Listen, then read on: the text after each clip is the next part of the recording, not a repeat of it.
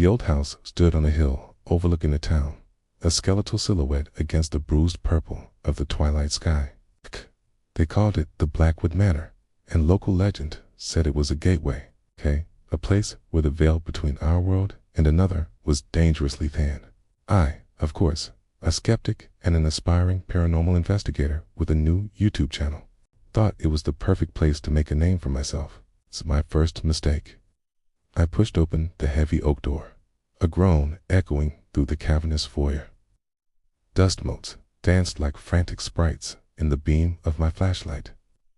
The air was thick, heavy with the scent of decay and something else, something metallic and sharp like old blood. I started my camera, speaking in a hushed, excited whisper about the house's history. A family named the Mortimers had lived and died here, all of them, on a single night a century ago. The story was they'd made a pact, a deal with something they shouldn't have. As I ventured deeper, the house seemed to watch me. Floorboards creaked overhead, not from the settling of old wood, but with the deliberate cadence of footsteps. Called out, my voice sounding small and foolish. "Hello?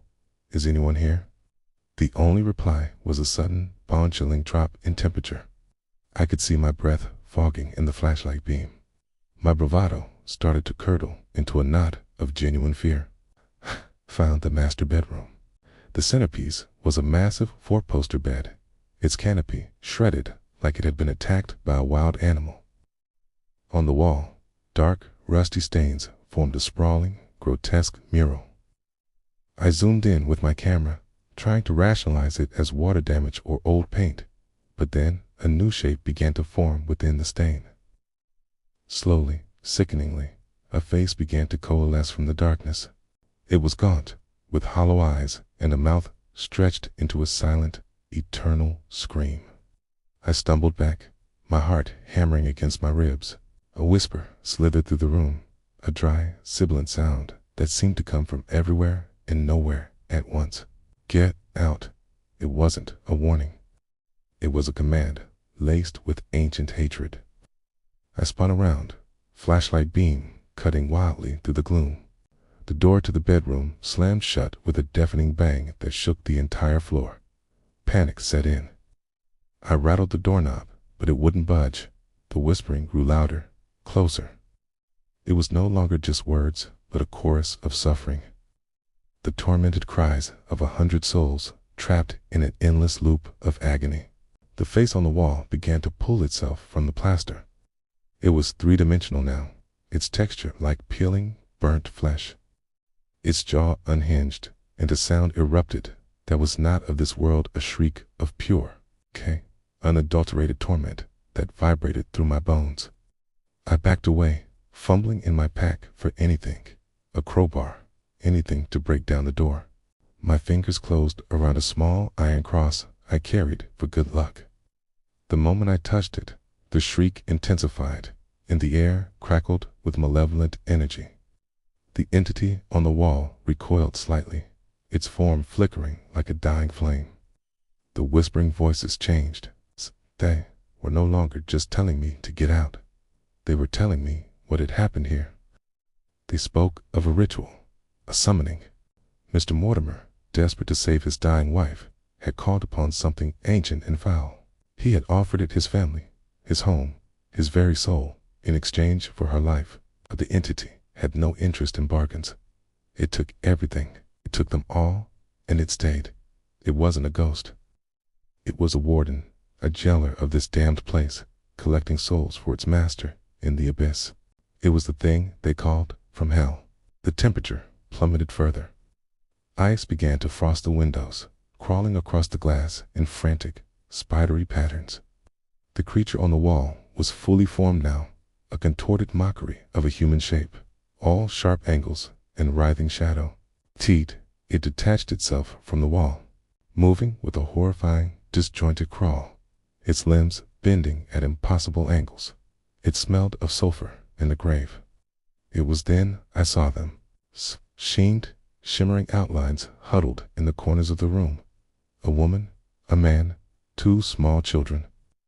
The Mortimers. Their faces were masks of terror, their eyes fixed on the crawling horror. They weren't haunting the house. They were imprisoned by it. Their spirits were its eternal fuel. The creature lunged. I threw myself to the side, my shoulders slamming into a rickety wardrobe. Crashed to the floor, revealing a section of wall that was different, newer plaster, poorly applied. Desperate, I kicked at it. The plaster crumbled, revealing a dark, gaping hole. An old service passage. Without a second thought, I scrambled inside. The passage was tight and choked with cobwebs. Behind me, I could hear the scraping, clicking sound of the entity trying to squeeze its unnatural form into the narrow space. The whispers were in my ear now, promising me an eternity of pain, telling me I would join the collection. I crawled faster, my knees and elbows raw. The passage twisted and turned, a dark, suffocating labyrinth. To what felt like an eternity, I saw a sliver of gray light, boarded up opening. I threw my body against the rotting planks again and again. Wood splintered. The scraping behind me was getting faster, closer. With one final, desperate shove, I burst through, tumbling out into the damp earth of the overgrown garden. I didn't stop. I ran without looking back, the sound of that unholy shriek chasing me down the hill. I left my camera, my equipment, everything. All I wanted was to escape the shadow of that house. I never went back. My channel was forgotten. Some things are not meant to be investigated. Some doors are not meant to be opened. The Blackwood Manor still stands on that hill, a silent monument to a deal gone wrong. And inside, the warden waits, forever guarding its collection of souls, always hungry for more. It is a ghost from hell, and it is still there, waiting. Thanks for watching. If you have stories you'd like to share, let me know in the comments. And please, be safe out there.